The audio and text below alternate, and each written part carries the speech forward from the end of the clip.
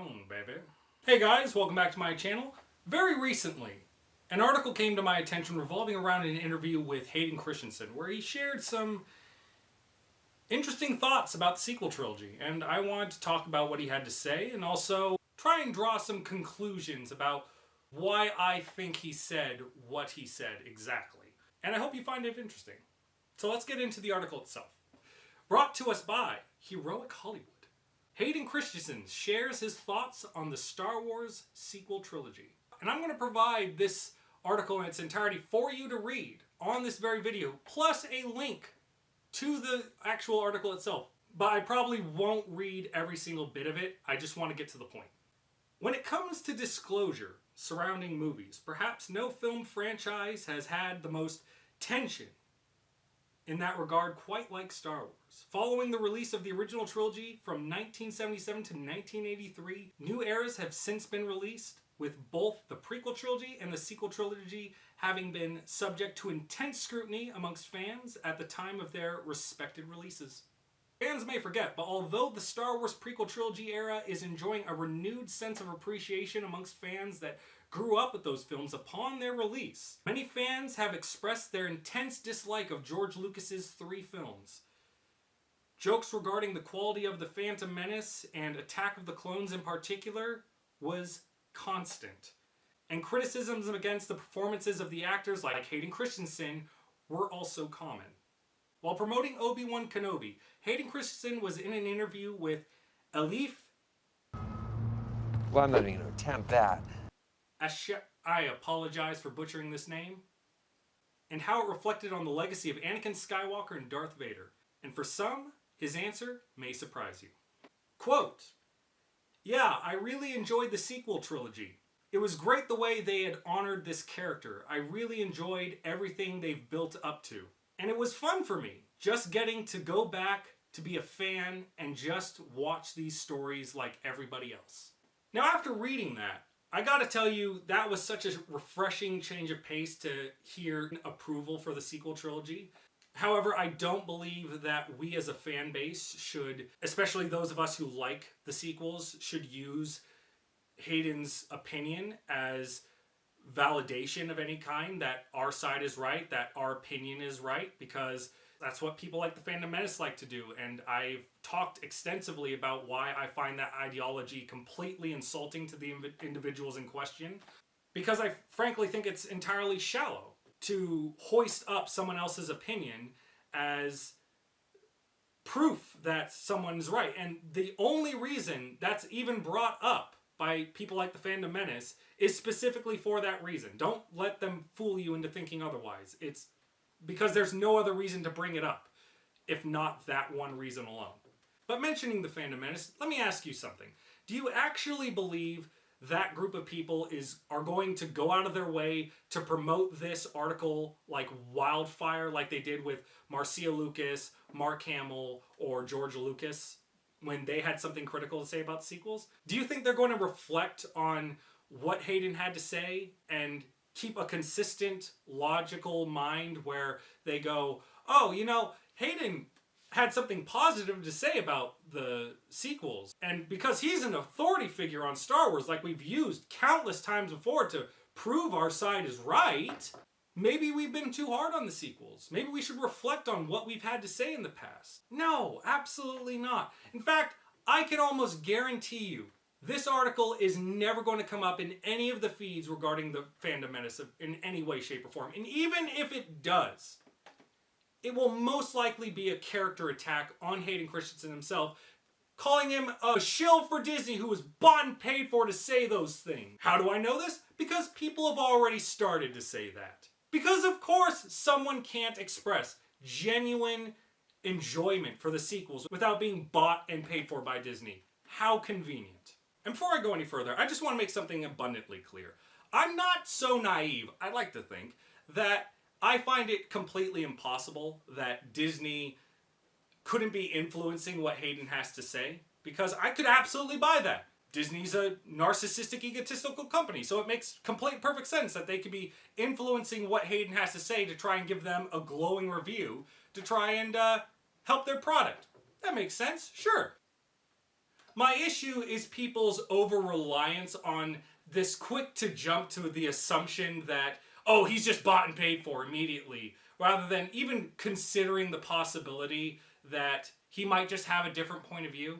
And it really feels a lot like what people do with Jon Favreau or Dave Filoni, where they interpret every action or everything they say as, see, that secretly means he despises the sequel trilogy and he's going to decanon it, blah, blah, blah, blah. Really? Or is that just what you want and you're projecting? Well, people are quick to jump to that conclusion that, oh, he's just bought and paid for. He's being forced to say those things. Which is weird because that never really stopped Mark Hamill, John Boyega, anyone that's ever been used as a figurehead that they've thrust up and spread around like wildfire across the internet whenever they had something to say, something critical about the sequel trilogy. And I think another part of what is overlooked is that, while sure, Disney does have the power and the money to silence people in their employ, what always seems to be conveniently overlooked is the fact that regardless of how much money and power they have, they'll still never have enough to force people to continuously work for them. Which to me tells me a lot more about the situation than any one-sided biased YouTuber with only half the facts ever will. Because we can say all we want, oh, they hate the direction Star Wars has gone, and they hate Disney, yada yada yada. However, what's never addressed is when these people still continuously come back to work for them. And apparently with the case of Hayden Christiansen, he's already signed on to work with Ahsoka. Why would they keep working for a company like that over and over and over again? Now, the immediate assumption that people quickly try to jump to save this narrative is, oh, well, they're just accepting the paycheck. Okay.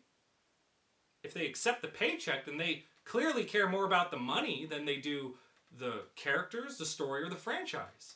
And that's always been my stance on this use of figureheads of authority. It's also why I don't condone anyone using Hayden's opinion to try and validate their right, even if I believe that he's bought and paid for by Disney. It ultimately doesn't matter. The same way it doesn't matter what Lucas's opinion is, Marcia Lucas's opinion is, John Boyega's, Mark Hamill's, when every single one of them, especially with John Boyega and the other sequel cast members being reportedly going to be returning to the Star Wars universe with sequel trilogy shows, clearly whatever moral outrage issues that's been crammed down their throats by us onlookers isn't as big of a deal as what it's made out to be.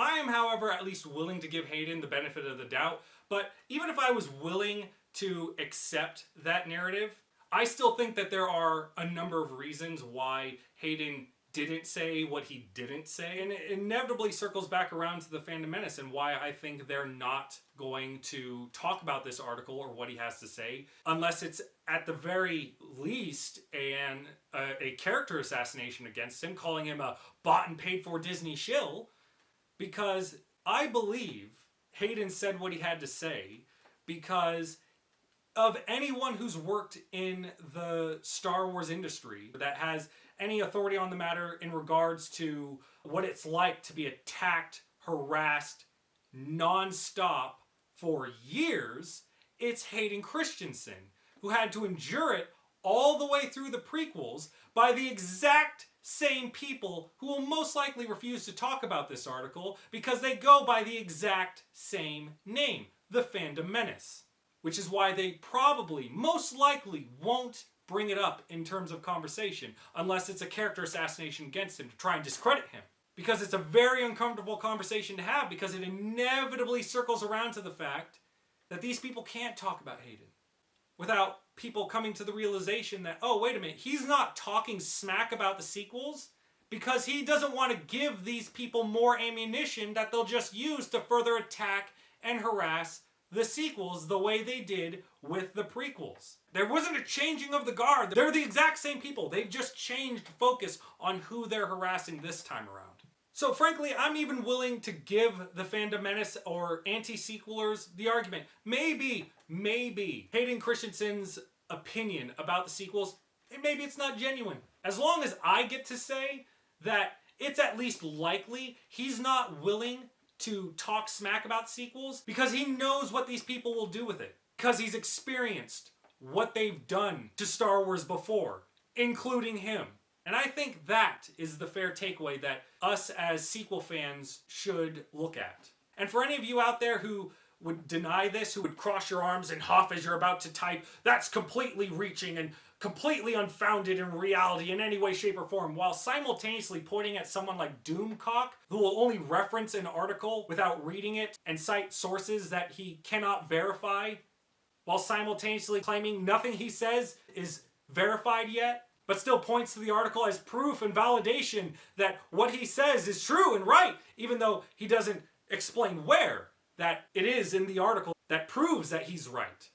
And say that that is far more realistic and rational and not at all a reach in comparison to my conclusion. I gotta tell you, I'm not at all mad. I truly am not, swear to God.